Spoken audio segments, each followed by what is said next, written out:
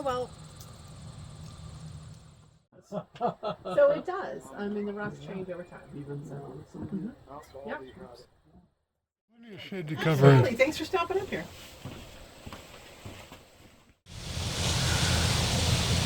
And here we are at the teepee.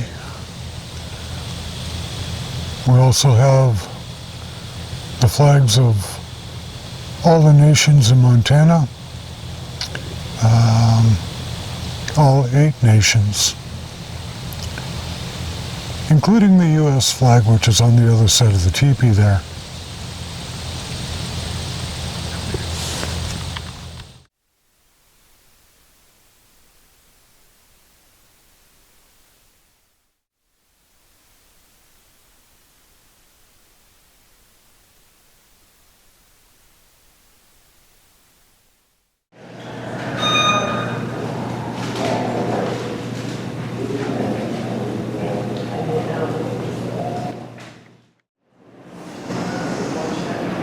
And being in the visitor center, we can actually walk along the Yellowstone River.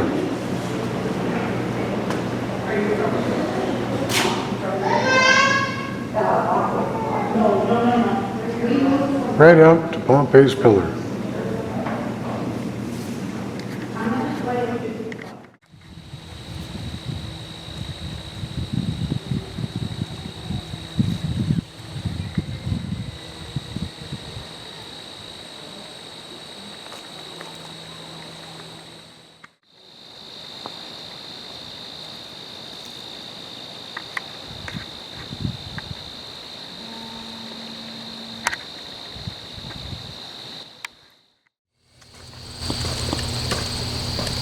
Well, here we are, taking a walk over to Pompeys Pillar. Wanted to get out here and see it, and today is the last day that they are open. So we're going to have some fun, do a little bit of hiking. I've already been to the visitor center.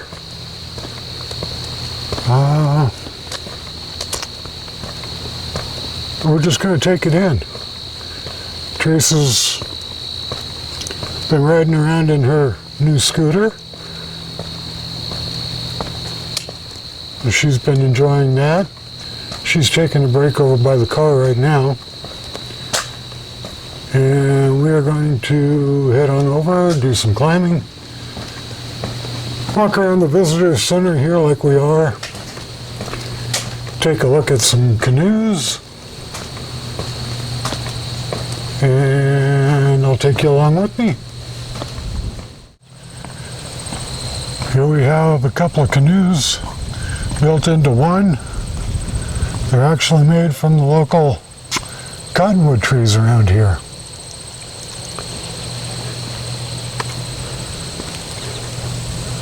They're real thin, but then again, with the excursion that Lewis and Clark made, at times they didn't have enough to eat. They became thin themselves.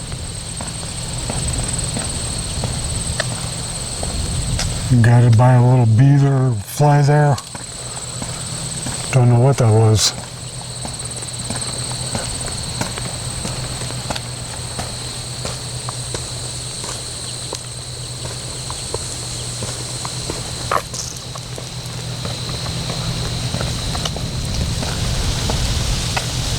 Oh, they got a Coke machine up ahead.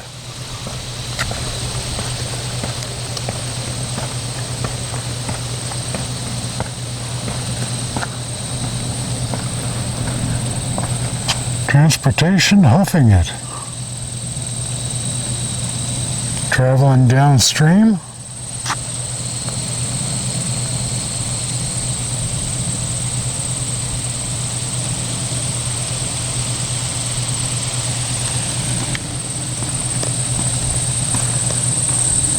And talking about Three Forks.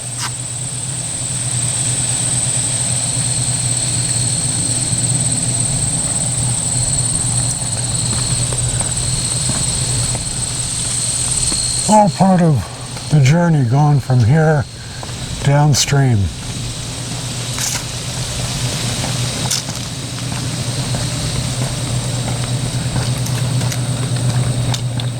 Got a couple of restrooms here.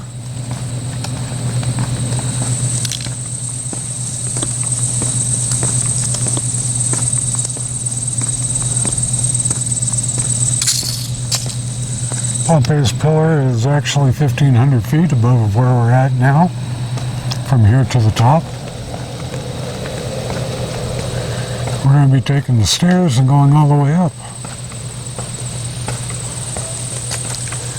Let's see if we can't find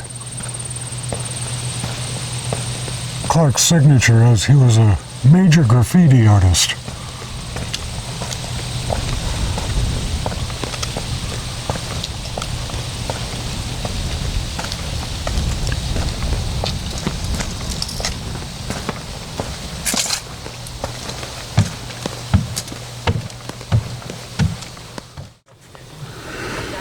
We aren't even up all the way, but we got a tremendous view right back here. Figure we're about 1,000 feet up. Taking a little breather here and enjoying the view.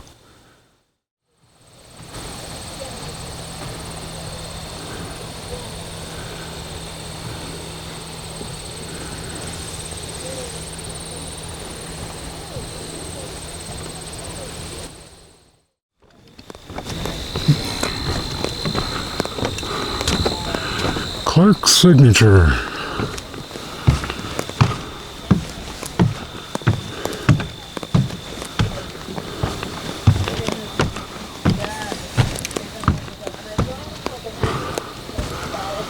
Oh wow, what a view.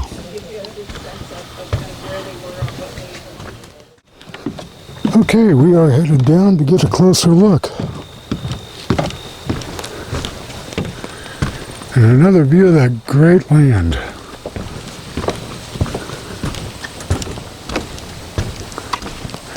Set the tripod down. Yeah.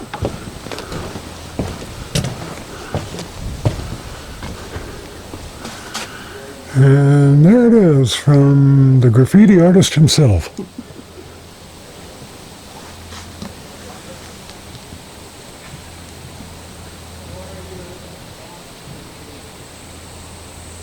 Was there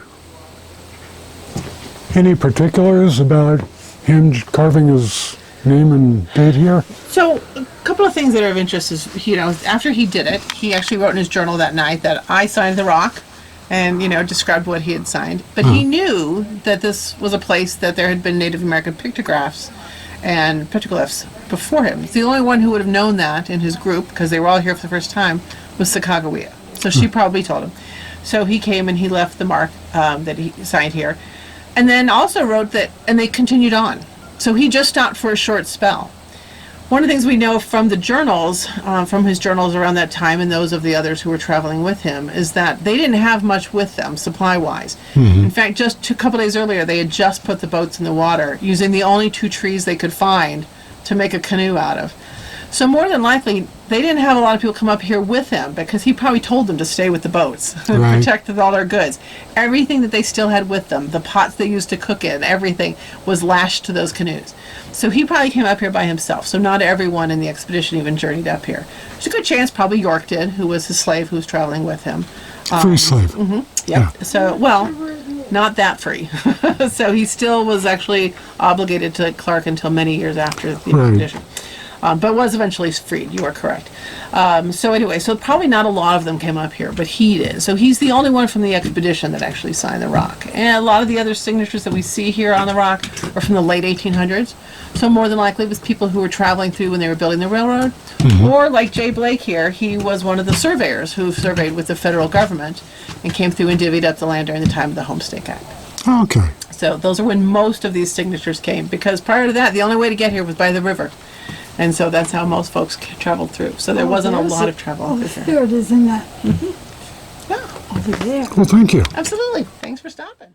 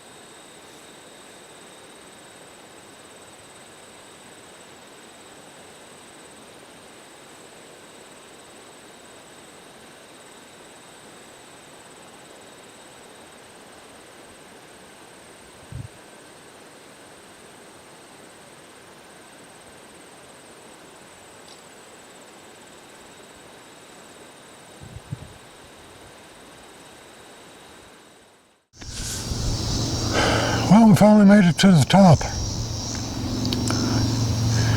There's the Yellowstone River.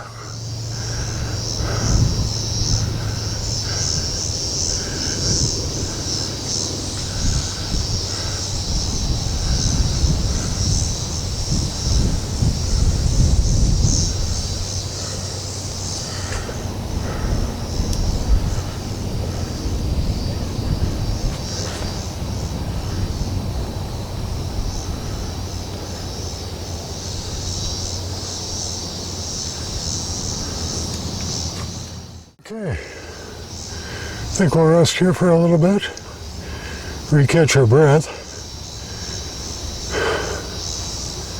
cool down a bit, and then head back down. Stop off at the visitor center and get a t-shirt and call it a day.